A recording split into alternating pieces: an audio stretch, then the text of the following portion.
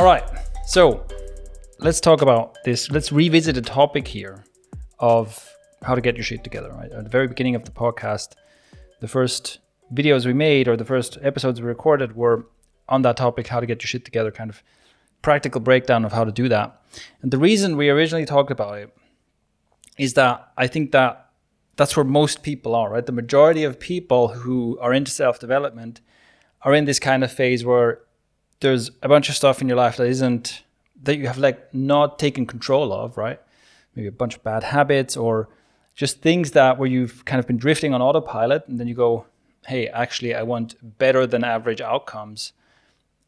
And that leads you to self-development. Okay, I have to develop better habits. I have to learn how to feed myself, how to exercise, how to develop my mind, all this kind of stuff, right? So the starting point is usually like, yeah, I need to get my shit together. The reason I think this is important is that in the self-development space, there's a lot of content that is either too much, let's say too compressed, or too elite. So you can get a lot of, obviously, simply because that's content that's popular, you can always find a lot of like hacks, tips, shortcuts, the simple thing you can do to get result. Almost always that is overpromise, underdeliver, right? It's almost never as simple as they make it sound, or it usually just doesn't deliver the result they promise, right? And that's obviously, in a way, that's also often junk content, even though, there's nothing wrong with doing things like, if there's an easy thing you can do to get a positive result, you might as well do it, right? There's no point in making your life harder than it needs to be. But again, because of the nature of how content is created and how everyone needs to try and get attention and clicks, you usually get a lot of like, this 5-minute thing will change your life forever, but it doesn't.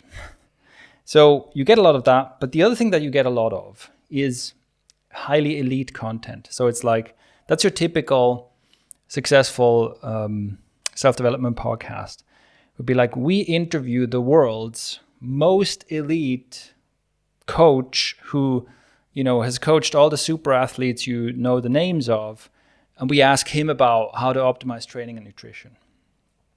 Or, the world's most successful CEO, or here's a billionaire CEO. He's launched multiple multi-billion-dollar companies, and we ask him about how to start a business, that kind of thing, right? Now, on the surface of it, that makes sense, and it does definitely make for interesting content. But the problem is that often this stuff doesn't apply to where you are, right? Because the billion-dollar CEO is going to talk about whatever organizational stuff at super high scale. It's like, well, I'm trying to start a business out of my living room here. I don't have to worry about how to manage my 5,000 employees because it's just me, right? So, and similarly, when it comes to like health, nutrition, this kind of stuff, like how to get a tiny margin of extra performance out of someone who's already world class, that stuff actually doesn't apply to me. I have to like start going to the gym. I have to start getting in shape, right? So, and I think it's a bit of a trap because it might seem like, I want to learn from the best, but dude, the best are operating on a completely different level than you, right? You gotta get somewhere close to their level before this stuff applies. And the worst case is that you take some detail, there's some salient detail where you hear all this stuff, blah, blah, blah, blah, and then something is mentioned, and I take this supplement. And you're like, I'm going to take that supplement. That's the one. Right? And it's like, no, that doesn't matter. Like outside the context of all the other insane stuff this person is doing, just taking the supplement is not going to make a difference, right? So I guess that's why most of these like super athletes and high performing CEOs, their advice is usually, just work hard, be disciplined, right? Because that's the most transferable thing they could actually say to you, right? Well, it's often, it's very generalized, right? Right. And I think that's, if they manage to break down their advice to a level that applies to the average listener, that's already a success, right? And I think that's often not really the case. But anyway, the point is, I think there's a gap. There's a gap in the market, so to speak, which is what I think of as getting your shit together, where it is neither about, the super quick hack, whatever, nor is it about how to go from a top 0.5 world-class performer into an even higher stratum. 0.01. Yeah. It's neither of those things. It's like, hey, it's like, what's the sustainable, real stuff you can do to essentially join the top 10%, right? Join the top 10% before you worry about joining the top 1%, right? It's like instead of like quick wins, you want solid wins, right? Yeah, exactly. So, and I want to lay out an idea here I have of essentially 4 levels of development, right? Where if you're on a personal development journey, this is how I see it. These are like the stages you need to go through. And I think it's, in the vein of everything we just lined up here, it's just very useful to know which level am I at, to know what applies to me. What do I need to be worried about, right? Or what do I need to be working on? So I want to start because basically how to get your shit together, that topic is what I think of as level 1. So most people are there. Most people need to get their shit together. But I also want to briefly acknowledge like there is a level below that, essentially. Like level 0 is if you're a no-lifer, basically, right? If you have like, and I think it's important to mention that because let's not forget that is probably more people than we realize are in a situation, and here's the kind of thing I mean, right? It is someone who has, it's not just like, oh yeah, my life is a bit of a mess. It's like, no, your life is barely functional, right? It is the kind of thing where, someone is like literally spends all their, like they haven't left their room in months, right? It's someone who, they haven't taken a shower in weeks. They have literally 0 friends, right? Maybe they have some anon online friends or something, but they have no in-person contacts, right? Or it's also something where you just have a crippling habit that completely takes over your life. So it's like, all I do is I play League of Legends or something. Yeah. Literally, that's the only thing I do. That's or it. Like gambling or something like that. Yeah, or gambling or drugs or porn, whatever, right? Yeah, but it's like, or maybe it's even multiple of those. It's like when I'm not gambling, I'm watching porn or something like that. But it's just like this stuff has completely taken over your life, and you're basically you're barely functioning, right? Yeah. That would be level 0. When you say level 0, what you just said, it kind of makes you think, are you talking about degenerates? And it's not necessarily, is it? It's like when you see these people, they could look like everyday normal people. Yeah, but you don't see them because you probably don't. They haven't left their house in months. But I think my point is that it's not like the homeless needle in the arm image. It's like it's normal people. Like I think in many cases it's just the same bad habits that most people have, just taken to an extreme, right? Like basically nowadays, virtually everyone is addicted to multiple things, right? Whatever, social media, games, gambling, some form of, various substances, alcohol, whatever. But most of us do it in such a way that it's like integrated in our lives. It's not completely disruptive. It's still bad, right? You probably still be better off without it. But it's essentially taking the same kind of bad habit, but it just takes over your whole life, right? And I think in many cases it can have many reasons, but in many cases it's really just something that's quite familiar, but taken to an extreme, right?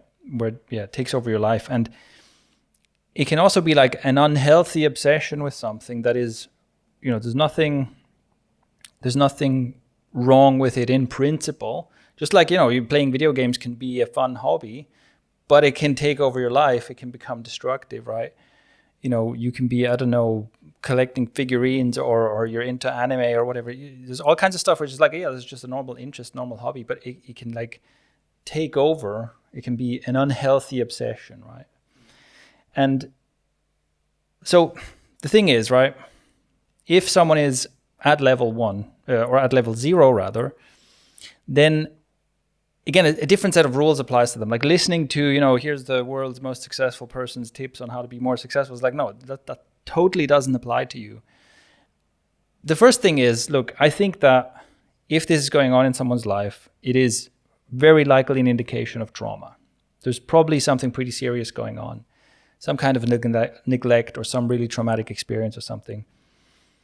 And ideally, get therapy, right? Although obviously not everyone can afford therapy. It's not as easy done as it is said. But I do think that, that's something to consider, is like, listen, and maybe also instead of like self-blame and self-loathing, to realize the reason this is happening is there's some serious trauma, there's some serious unresolved psychological stuff going on here that you need help with. And that would be one thing, like get help with it. The other thing is also, I would recommend for someone like that who wants to get out of it to prioritize very small wins, right? Because for someone like this, doing something that might seem trivial to us, to most people, could be a very important step in the right direction. It could be something like, today I got out of bed before noon and I took a shower. It's like, yes, that's a win, right? That's, you can build up, you can start building momentum in that. Or, you know, like literally going out, like go outside, like touch a tree and go back in, you know? Like for someone who has a serious fear of getting out of their isolation, that can be a big move. It's like, yes, I was outside for 5 minutes, there was sunshine, I survived. Like that's an important win, where again, this is advice that doesn't apply to most people. Because like for you, getting up and taking a shower, that's just normal. That's not, you know, you're not gonna high five yourself for that, right? But at level 0, and you know, I also want to say this as, first of all, to acknowledge, I think there's a lot of people who are at that level, and I think there is a way out. You know, I mean, humans are incredibly adaptable. So even if you are in a situation where you're like, oh, this is just hopeless, right? And you feel behind, it's like, oh my God, I'm, you know, whatever, other people are doing things, building their careers or whatever, and I'm so behind, I've wasted years or whatever. Humans are incredibly adaptable. And so I totally believe that even in an extreme situation, you can like dig yourself out of that hole. And yeah, like I said, I would prioritize like getting therapy if you can, and very, very, very small wins, doesn't matter how small. If you get used to small wins, you might be surprised at how quickly that actually kind of snowballs into something bigger. Right, it's momentum, right? You're building momentum, yeah. Yeah, you want to build up momentum, yeah. And, you know, and that's something that is essentially the same principle for habit building. You know, that's one of the ways in which you can build habits is by starting small, building momentum. It's just like in this case, you have to start very, very small, right? So, but that's just, like I said, that's an extreme case, that's an outlier case. And this is also something where what I just said is kind of my recommendation, but also this is like above my pay grade, so to speak, right? It's like that. Right. It could be an extreme situation where it's like, look, I wish I could tell you, hey, do this to fix your life, but it might really take someone who has some professional, you know, some deeper training on this kind of stuff. With things like how to fix that trauma, how to confront and fix that trauma, right? But anyway, I just kind of wanted to acknowledge, right, that exists, and that's a different piece of work to get out of that. Which leads us to level 1, right? Level 1, like I said, I think that probably the majority of people are at this level. This is where, you know, you're basically, your life is, in terms of the outcomes you achieve, your life is basically average. So, which means that probably there's a couple of things you're pretty good at, and there's a couple of things in your life that are pretty neglected. A typical thing would be, you know, okay, maybe you've had reasonably successful career, but it's like your relationship is a mess, right? or you've neglected your health or whatever. But it's not that you are, you know, on the verge of death because you're so unhealthy. It's more like, well, you know, you're putting on the pounds, you tend to eat a lot of unhealthy food, you have like maybe some compulsive eating that you haven't gotten under control.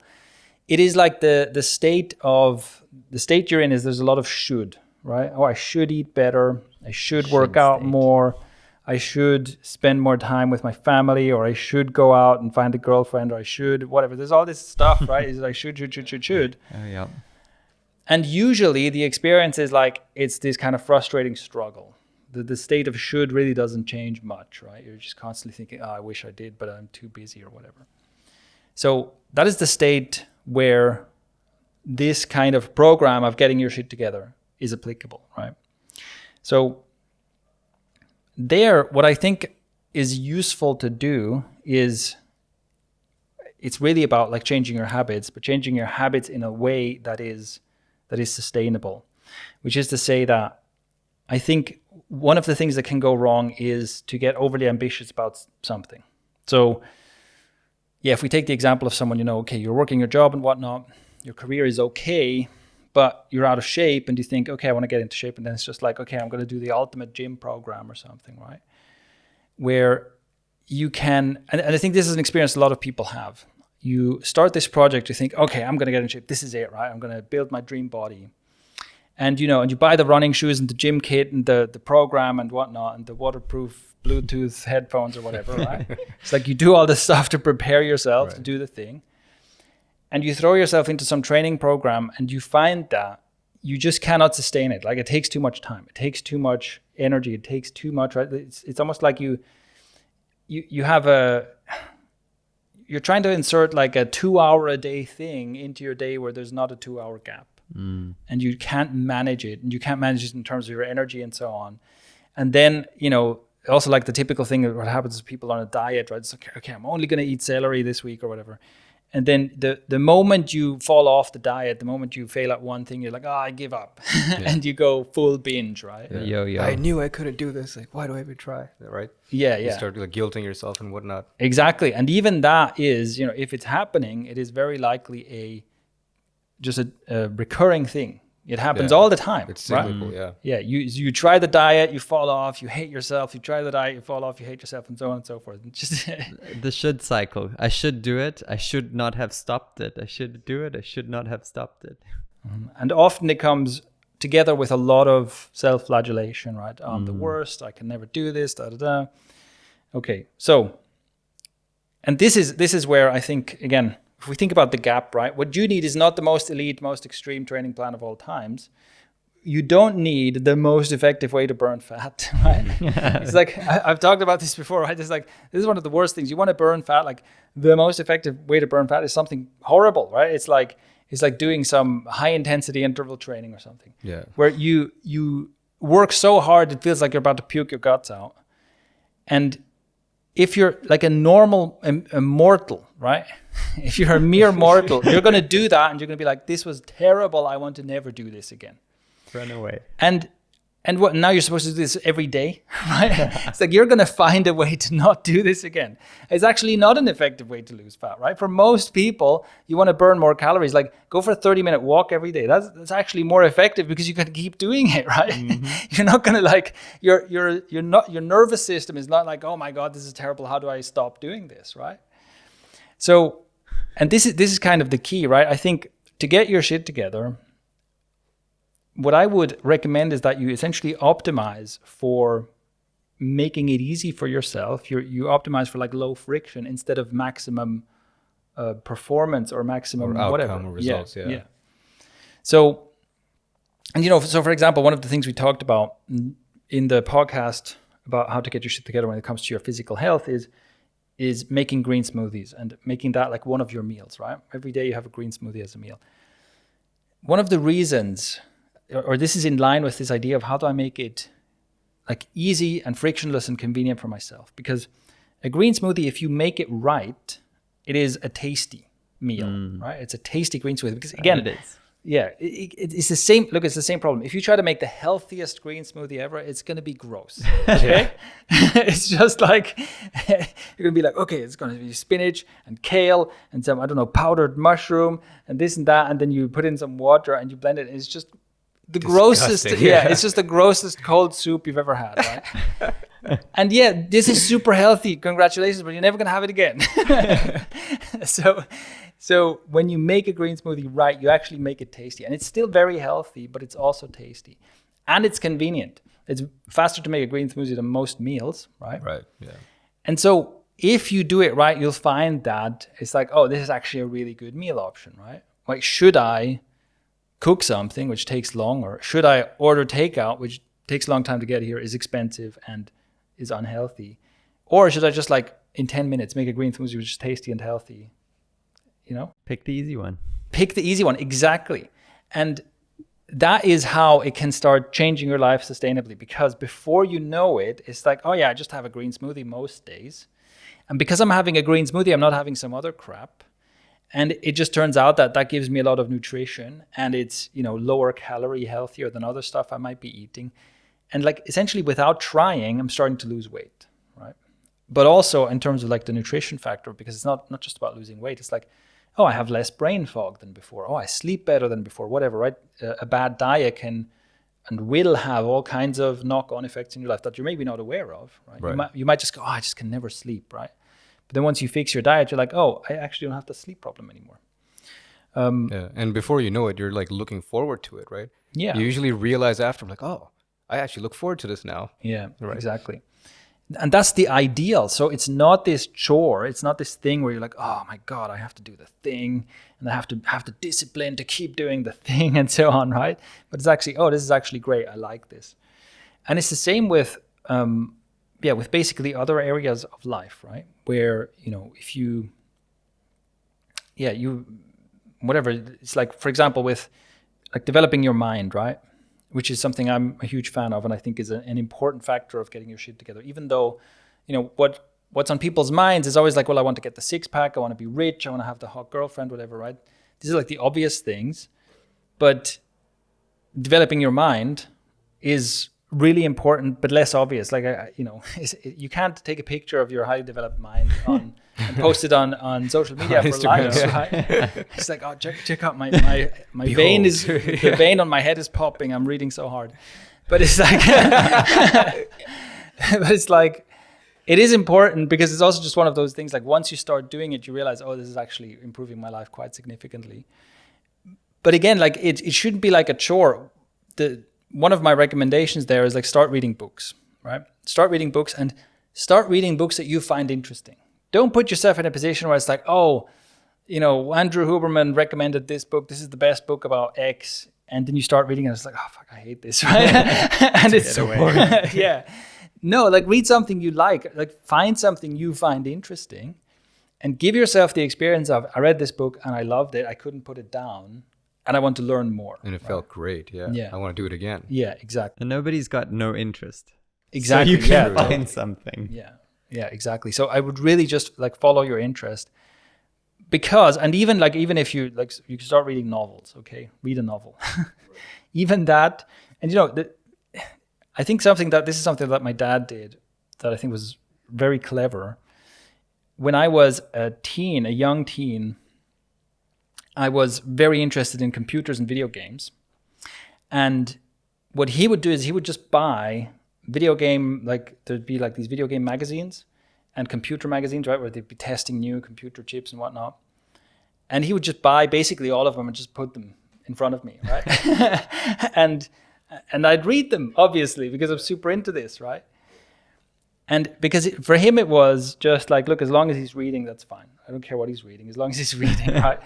And I think this is genius because it developed the reading habit. Whereas if you go, oh, you should read Plato. Right. And she's like, dude, I don't want to read Plato. This is boring. It is when you've developed when you've developed a reading habit and then you become interested in philosophy and you read some like light pop sci philosophy, right?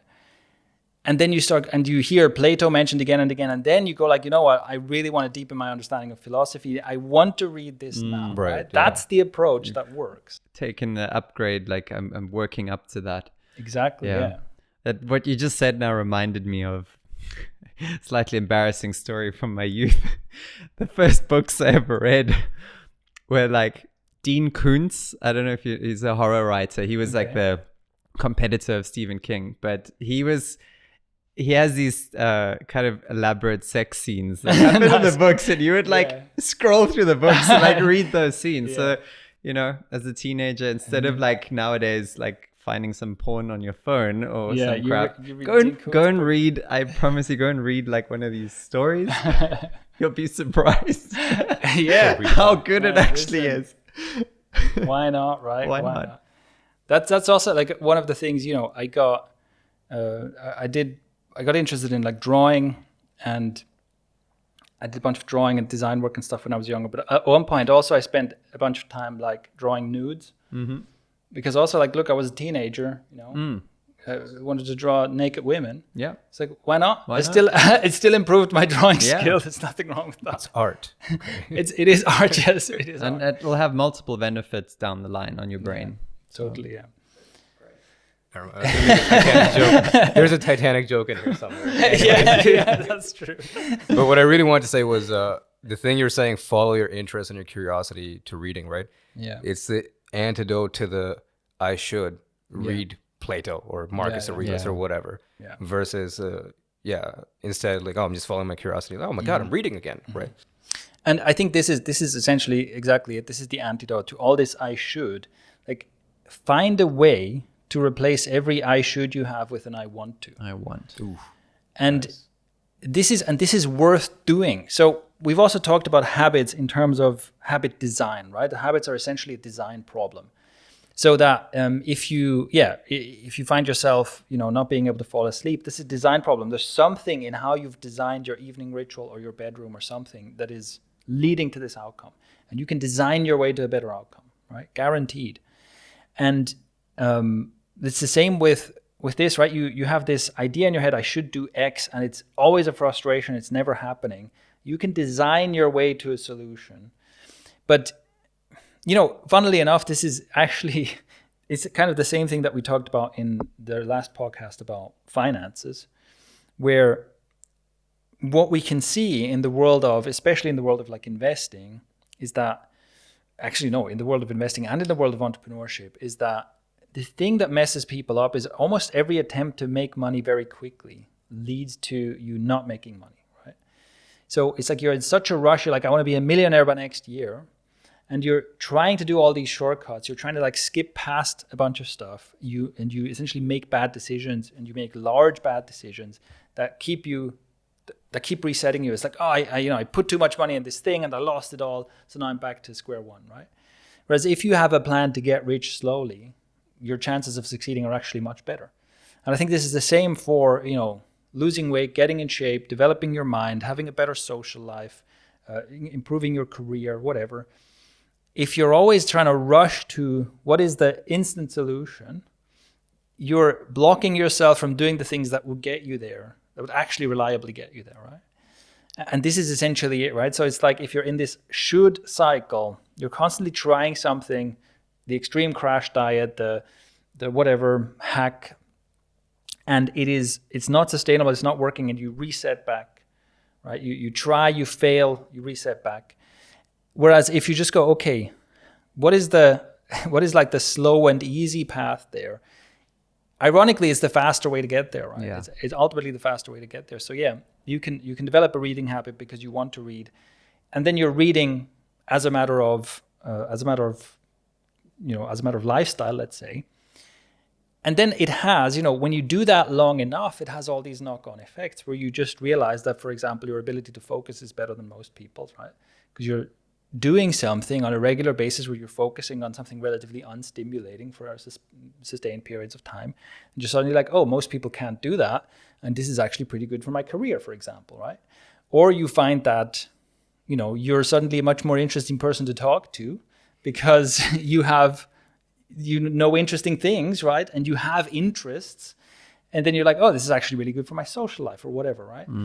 But if you're thinking, okay, how do I improve my social life? And what's the hack? What's the shortcut? You try to kind of get there. How do I become popular and charismatic right away? And then you do something, I don't know, you do something awkward, right? It's like, oh, learn the 5 ways to display charisma. And then you try it out and it's awkward and everyone's like, oh, who's this weirdo? And you're like, oh, you give up and you're back at square one, right? Crap. I must admit, this does sound like there's a little contradiction in here. And that is like we're saying, don't go for the shortcut. But then at the same time, there are shortcuts, like making a smoothie. And I think that's the thing you're trying to point out, right? It's that there are better shortcuts, but here's the thing. It won't shortcut you to the result. It shortcuts you to the habit. Exactly. Yes, that's exactly it, right? That's exactly it. You want to have a sustainable habit that leads you to the outcome eventually, because virtually every outcome that's worth having is at the end of some kind of a path, right? And so what you want to have is this, and to me that is like, once you've gotten your shit together, it basically means that you have habits that put you on a sustainable path forward on all these different dimensions. So it's habits that make sure that you are at like a normal weight, that you're not gaining weight, right? It is habits that make sure that you stay in shape, both for the let's say the shallow effects of it, like you look good naked, but also, your cardiovascular system is healthy, like you're not like on an accelerated path towards your demise, right? But it's habits. It's just stuff that you do. You're not on a special diet or whatever. It's just stuff that you do that leads to that result. And yeah, you're developing your mind, which is good for all the other stuff we mentioned. You have your finances under control, right? So you're not in some kind of a debt snowball situation. You're in a position where the path that you're on is that over time you're getting wealthier, basically. And with your social life as well, it's like you have the habits of like dealing with your own emotions and having like the introspection and self-awareness, plus habits of socializing and cultivating a social life that put you on the path of, in general, my relationships are getting better and deeper and healthier, and not, I'm growing like more and more bitter like between me and my wife, right? It's getting like worse and worse over time, right? Yeah. Right. This is basically how I think of it. That's what it means to me to have your shit together. Man, you remind me of, to a certain degree, I think we all know this. You remind me of the rabbit and the hare. Yeah. Right? You're basically saying slow and steady wins the race. Yeah. And every time you look for the shortcut is when you're like, oh, crap. Yeah. Go back. Mm-hmm. Yeah. And yeah, I basically kind of touched on these different dimensions of life that come to mind for me as the important ones, right? And also I call it getting your shit together because this is basically what it shows up as, It's like whatever it is, yeah, if you take the social aspect or let's say the emotional and social aspect, it's like someone gets to know you and then they realize that, okay, you're a bit toxic, or you're I don't know, you're super passive aggressive, or, whatever, you're kind of difficult to be with. It's like, yeah, this person doesn't quite have their shit together, right? It's like they have a bunch of emotional baggage that they keep dumping on other people, right? Or yeah, like your finances, turns out you're just always broke. You're always asking other people for money, this kind of thing. It's like, that's what people say about you. It's like, you don't have your shit together, right? So, and this is, like I said, I think where most people are. If you examine like your physical health, your emotional health, and let's say your emotional processing tools, your mental development, your social life, and your finances, I think most people need to get their shit together in one or several of these areas, right? If not all, yeah. If not all, yeah. Okay, so that would be level one. And I think that, the approach that I would recommend is that you do that first. Like you focus on getting these basics in place, because this, I think, if you do all this gets you into like the top 10%, right? Like if you've gotten your shit together in all these dimensions, you are going to be pretty far on the right side of the distribution curve, right? So you're going to be, I'm just, and the top 10% is arbitrary, really. But I'm just thinking, like, if I meet new people at random, how many of them have this? Well, it's probably 10% or less. Yeah, right? it's pretty rare, yeah. Yeah. Yeah. So, and this, by the way, is also like getting your shit together, I think, is also one of the best things you can do for your relationship life. Because not in the short term, right? Like how attractive you are to someone or whatever, that depends on other stuff. But in the longer term, can you, do other people want to build a long-term relationship with you? And can you do it? Having your shit together is a huge help there, right? That's a huge help. Okay. Now, when you've done that and you want to continue developing, that's when I think of like, how do you go from the top 10% to the top 1%? And that's where the kind of typical self-help podcast stuff comes in my opinion, right? So again, if we go to, if you just look at some examples, right? It's like your diet, level one is like, make your diet less unhealthy, have a generally healthy diet, like eat real food more often than not. Like level two would be, how do you get to like your diet being 99% healthy, dialed in, you have all the macro and micronutrients that you need, and you may be optimized for something where you think, okay, for my job, I really have a very cerebral job, so I'm going to kind of research what kind of stuff, what's brain food, right? How do I get foods that are specifically good to power my brain? This kind of thing, right? That's a level two thing. Like, don't worry about that if you're just eating junk food most of the time, right? Yeah. or again, like with fitness, right? Level 1 is like find at least one physical activity you like doing and do it 2-3 times a week. That gets you pretty far. Level 2 is, you exercise every day and you're interested in how do I optimize my exercise program. But if you're not yet exercising every day, forget about it. Forget about it. Just start exercising regularly, right? Or with money, get out of debt, start saving up money, make that have basic control of your finance. At any given time, you should know how much money you have, where it's going, what your trajectory is, right? Level 2 is like, okay, how do you get rich? How do you get properly rich, right? And again, like, look, if you have no control of your finances and you're in debt and it's all chaos, you can listen to podcasts about how to get rich all day long. I don't think most of what you learn there will help, right? You have to get the basics under control first. And then one last example, okay, social, level 1 is like cultivate a social life, like be proactive in your social life.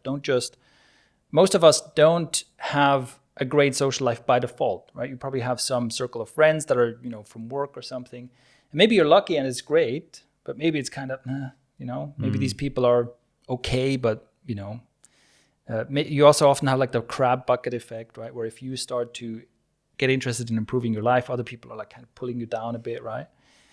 It's like become more proactive where you're not simply, where your social life isn't just happening to you.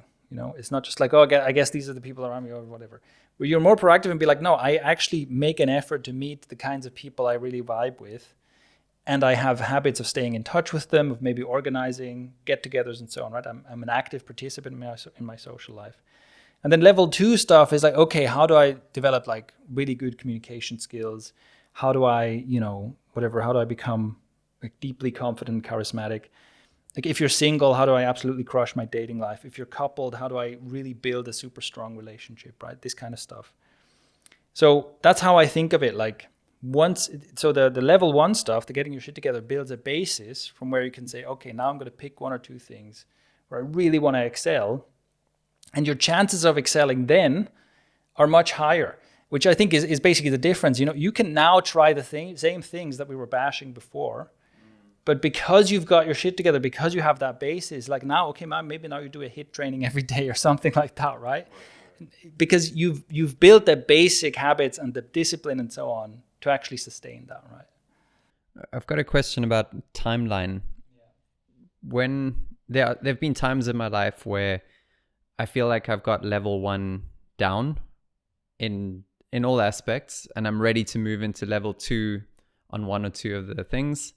And then it comes crumbling down and 1 falls apart again. And that this happens. Now, obviously set yourself up again before you move into that. But how important is it to keep level 1 in balance and harmony for how long? Or is that a very open-ended question? I think nobody's life is static. Yeah. So obviously we would like to be in a situation where we go, okay, once I've done this, once I've solved this problem, I never have to solve it again, but that's probably not going to happen.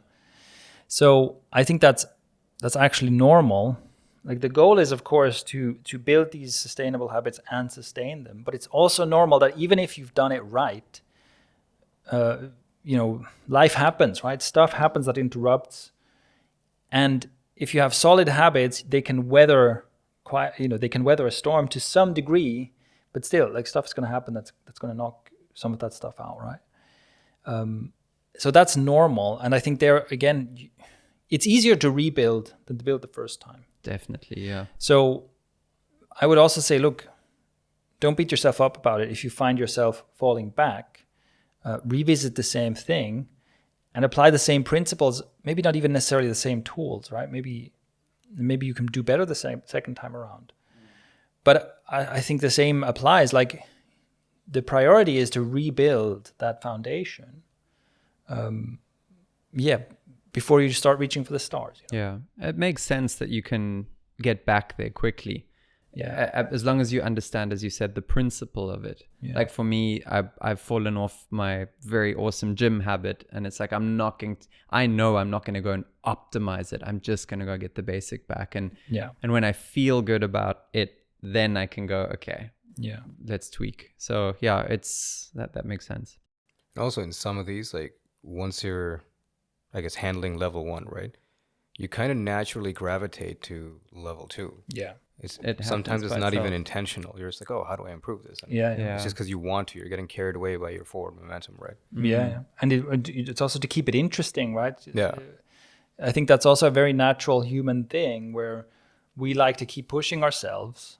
And so to keep it interesting, you just kind of keep exploring what can I do further.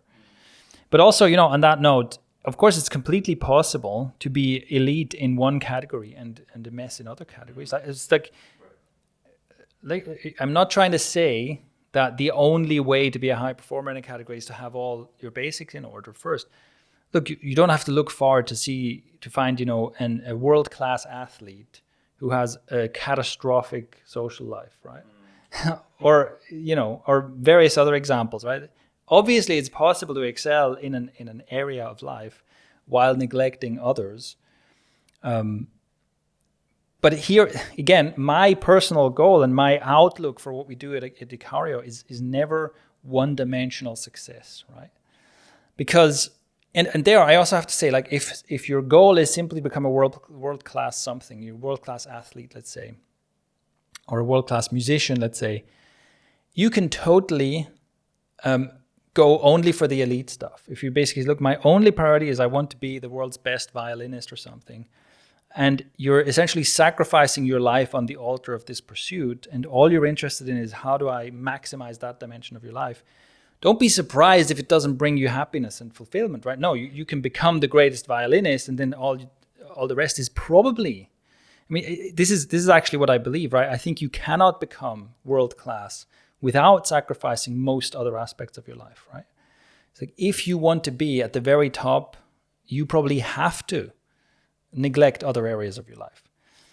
I think that is not, or basically, if that's what you want to learn, this is not the place to learn it. Because first of all, that's not me. I'm not world class. I'm not near world class at anything I do. And my interest has always been like how to thrive as a human being.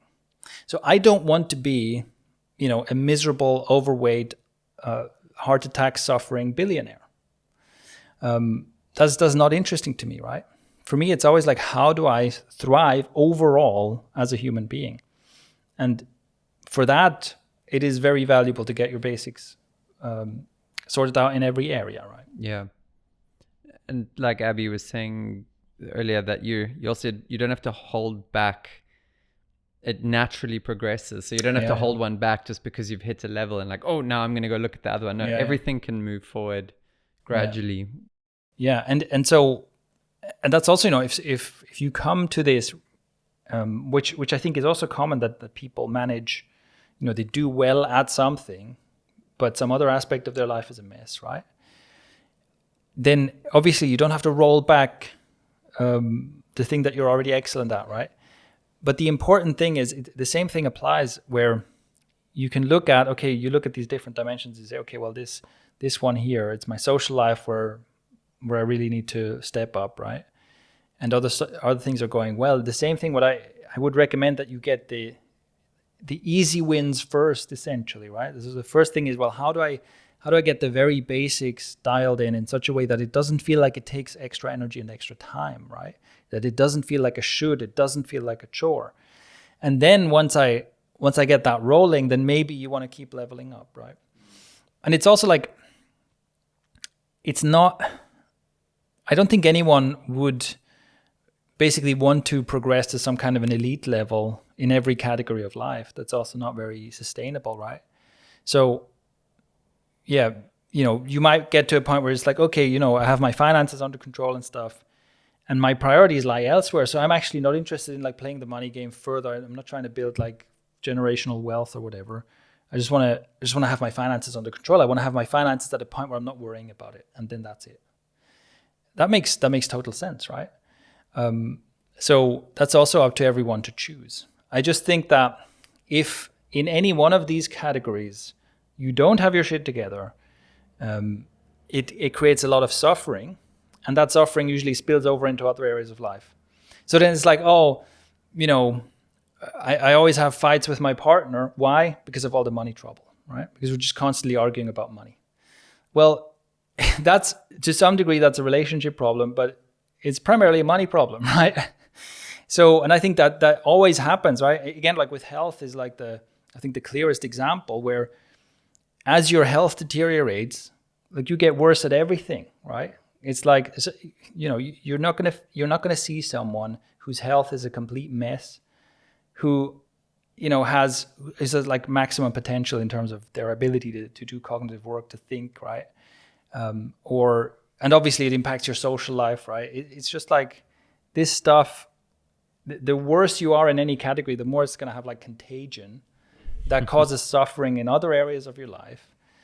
Which again, this is why you have to plug the holes first, right? If we stay with the health example, right? Beyond just eating healthy so that your nutritional needs are met, so that you're not, accumulating like chronic issues and stuff, and so that, you know, you're like just normal. You just have like a normal slim physique, right? There's nothing spectacular about what you look like. Beyond that, there's actually a kind of diminishing returns, you know? Like this is going to lead to, like, that gives you significant life quality, okay? It's like my nutrition is healthy and I move enough that my body is just like normal healthy. That gives you significant positive life outcomes, especially in the long term, which is unfortunate because it's hard to tell, right? It's like you almost have to imagine the forking life path, right? If you do this or not do this, because it's more like, 20 years later, here you have your second heart attack or something, right? Like, how much better is your life over here where you're not having that? So, and beyond that, okay, do you have to be super fit? Do you have to have a six pack and stuff? Sure, if you want to, but it's like, it's not going to do that much to improve your actual life quality. Yeah. You know, one of the things I was thinking about as you traverse through the levels, right? So, for example, let's say you're out of debt. Now you started saving money. Now you have like a bit of change piled up. Let's say you have like, I don't know, 15K, right? Mm-hmm. You kind of hit the next level of should. I should do something with that money. Yeah. But I'm not sure what. And you start reading. It's like, stocks, crypto, investing. I want to. It automatically, right? Yeah. It's like an inspired turnaround from should to want versus the earlier one, which was all like guilt and self-hatred and whatnot. Yeah, which also ideally you're just following your interest. And exactly. It doesn't feel like, it's like want first. Want first instead of should first. Yeah. So, okay. So that's the idea of like level 0, level 1, level 2. The third level that I think becomes relevant, especially as you start excelling in different areas of life, is when you start moving beyond yourself. So level 3 is going beyond yourself, because personal development is important, but it's also generally very me focused, right? It's like, how do I become better and healthier and happier? And how can I have a better relationship? How can I have more money? How can I succeed, right? It's very me focused. Personal self-development. Yeah. And this is generally not is not a bad thing, right? But it is unsatisfactory, right? This is where, because essentially a lot of this, basically everything you can achieve for yourself is ultimately a bit shallow. And again, this just seems to be part of human nature. We find greater satisfaction, we find greater sense of fulfillment and meaning in our lives when we're doing something that goes beyond ourselves. So this comes out of the area of positive psychology, where, this is one of the things in basically analyzing people, in analyzing people's habits and lifestyles, and trying to find out why are some people essentially more satisfied and generally happier with their lives. That's one of the things that the data shows, is that generally the most satisfied people, the people who kind of have the self-reported best life, are people who have a purpose beyond themselves.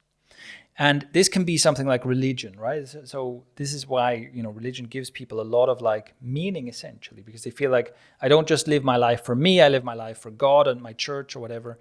It can also be community stuff, obviously family as well, right? Feeling like, here's the, I don't just live for me, I live to support these people. I live to help my kids have a better life, that kind of thing, right? But it can be anything else. It can be something, just whatever is important to you, right? Where you say, I want to, I want to teach to give the next generation whatever better chances, or I want to do something charitable. I want to whatever save all the cats in Bali, or it doesn't really matter what it is, as long as you feel like you're doing something that is greater than you, that goes beyond yourself. And I think that is the next level. Again, for human thriving, that is the next level to step into. For maximum performance, if you want to win awards and you want to be on the podium and stuff, no, just keep obsessing about the one thing. But for actual life satisfaction, I think that is the thing to step into, where you go, okay, I've got my stuff sorted out. How do I help someone else? For me, that's kind of the easiest thing, right? Like, that's where the term self-help comes in, right? It's like you help yourself. When you've done that successfully, start helping others. Right. You put the mask on yourself first. Yeah. Question though, that it is possible to put that earlier in the process, or is that, do you advise like against that? No, it's possible. I wouldn't stop anyone from doing it. The thing is just that, and this is just my personal philosophy, right? The thing is that if you don't have your basics in check, so if you don't have your shit together and you're trying to do things for the greater good, you're doing it from a place of very low power, right? So, and this is something that's quite close to my heart, because especially when I was younger, I really felt like, I need to do something to solve the world's problems or something like that. And one thing I realized at some point was that if I spend my whole life, trying to dedicate myself to some purpose, and I can maybe do some community work in my off time, and I can donate 10% of my salary or something, the ultimate impact I will have is relatively small. If I become a successful entrepreneur, I'm suddenly in a position where if I donate 10% of my salary, that's more than I've made in my entire life working a regular job and donating a chunk of my salary, right? Yeah. And so that is a difference. And that is also one of the things that attracts me to making more money, is like I can level up my power and I can just make a much bigger difference on stuff that matters. So, but again, that's just how I see it, right? So for me, it's like I don't want to be low powered. And again, if you think of someone who doesn't have their shit together, it's like they're generally stressed, they're broke, they're unhealthy, they're low energy, and you're trying to donate like a sliver of your time and money to make something happen. It's like, okay, what if you got your shit together and you had way more money and you had way more energy and you're way smarter, and now you dedicate the same portion of your time and attention to solving this problem? It's going to make a way bigger difference, right? So you're saying they don't understand leverage, basically? Yeah, it's essentially a low leverage thing. Yeah. Also, I didn't think of it in that way, but what came to me while you were speaking is that when you do it at an earlier stage of the process, there's actually a selfish element to it. And I don't mean that in a bad way, but I mean that as in, for example, somebody could be depressed, and going to work at a dog shelter once a week actually uplifts them out of their depression. Sure. That's good for you, so you should do that. Correct. But it's not the same thing exactly, because it's got that selfish element in it, where you're actually saying, I'm doing this to get myself to level 1. Yeah. Or to level 2, whatever it is. You lower down the chain. You're doing it for me. Yes, it's good. So it's not about the action. It's about the intention, I think. It's very different. I see what you're saying. So if you're going to donate your time like once a week to a dog shelter, that's like, it makes you feel good. You're doing something that's helping, right? Mm-hmm. Versus, okay, I'm at level 2 or 3 now, and I'm opening this dog shelter right here. I'm employing like freaking 15 people, and we're going to clean the streets of stray dogs and rescue them and whatnot. Because you didn't have to do that at that point for any reason other than for the good of it. Yeah. Like there's literally levels to this shit. Like, exactly. That's what I'm gathering. Yeah, and again, like that's just how I see it. But of course, it's also something that can help someone in their development, is doing something selfless, essentially, right? Because it just makes you feel better. It can help you see like a world outside of your self-concern and so on. So there's definitely nothing wrong with that. But the way I see it is like I want to come from a place of greater power to do this. And it is also like the one thing that I believe is, again, just in terms of human thriving and happiness, is about how much self-concern do you have? Because it's also something I notice in myself. The more I'm suffering, the more self-concerned I am. right? If you're really deep in suffering, basically all you can think about is yourself. All you can think about is how much it sucks to be you in this moment, right? And it's very, very hard to really care for others or make a difference for others when you're deep in suffering. And conversely, the more I can free myself from self-concern, the better it is for my well-being, right? So that, again, it's in a way like you're not doing it for yourself, but it's also good for you, right? It's this kind of paradoxical thing. Another thing I want to say about this is also something that, again, this is just chain philosophy, right? This is just my idea. I'm not trying to present this as the ultimate truth, but a conclusion I came to is that in my attempts to save the world, right, or to find a way to save the world, I think something I really neglected is the ripple effect impact that you have.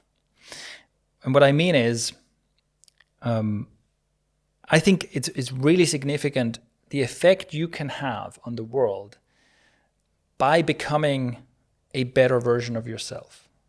I think it's easy to underestimate. Because when I think about my own history, there have been people in my life who have had a huge impact on me.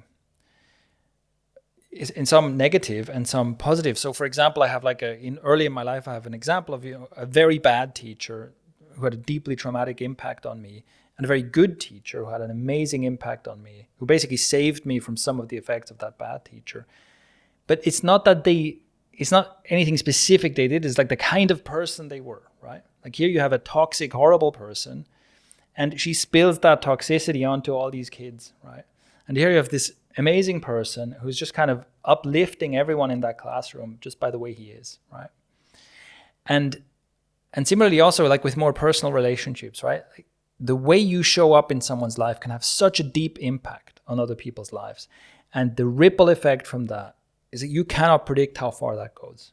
You can show up in someone's life and be a role model for them or be a support for them or something that changes the trajectory of their lives, that makes them become a better person, that changes, and then maybe they have kids and those kids are better people and so on. This can have a ripple effect that goes far, right? And this is also why I started at some point in my life, prioritizing my personal development, because I was like, look, I can suffer away trying to fix the world's problems from a place of low power and generally be kind of a miserable, depressed git and have a relatively negative impact on other people in my life, right? Just by the way I am. Or I can become that kind of person. I can become that kind of person where it's just hey, being around me is generally an uplifting, positive experience. Just by being me, I can generate some of this ripple effect. And I don't know what is ultimately going to make a bigger difference, right? Whatever my charitable efforts or my self-development are just showing up in other people's lives, right? But for me, this is also something where it just became clear to me, again, just from my own history, right? If I think about what has made the biggest difference to my life, it is people who had, people who were good people and had it could be the difference between having a lot of emotional baggage and dumping it on other people versus having that cleared and being able to receive other people in a different way, right? And that is all about how you develop yourself. We often talk about the term the ikario way. Yeah. What you're describing there sounds like the ikario way. Just to see it, you have to look behind you. Yeah. It's like the path you're leaving behind you. That's actually the ikario way. I've never kind of seen it, but the way you describe that now makes sense. And that way can be a number of different paths. Yeah. And the 4 levels, the 3 levels that you described, 4 including the 0. It's that's up to you where you're going through that and how that. It's not like saying that's the ikario way. The ikario way is the good person walking forward. Yeah. Right. Walking with your little candle in the dark world, spreading light and joy wherever you go. You actually reminded me of 2 things. One, by Gandhi, be the change you want to see in the world, right? As opposed to being the upset person saying, you should do better, right? Yeah, exactly. Should. And the other thing was, this was, I think, Jim Rohn, where he's like, things should be better because you were there. Yeah. So when you're not there, people are like, oh man, I wish that guy was here. It's always fun when he's there and they don't know why. Yeah. They don't know why, right? Yeah. It's just the person you are. yeah, and I mean, this is the reason I started ikario, because I believe that, because I'm basically trying to carry that ripple effect forward, right? Because I'm like, if we can reach some people with these ideas, and this is also one of the reasons why I'm like obsessed with practicality, where it's like, okay, look, if I can reach some people with some ideas that are actually practical, they manage to implement them, and it makes them better in some way, right? So whatever, you just show up as a slightly better person, it levels up your own power in some way. That means that I've projected a bit of that ripple effect over to you, and it starts spreading from you, right? So this is why also, again, I kind of came to the conclusion that from what I'm capable of doing, trying to spread that ripple effect further is maybe one of the highest leverage things I can attempt in order to make some kind of a positive difference in the world. And for me, that is essentially the going beyond myself part of my own path, right? Yeah, that's level 3 for you. Yeah. Oh, that's great.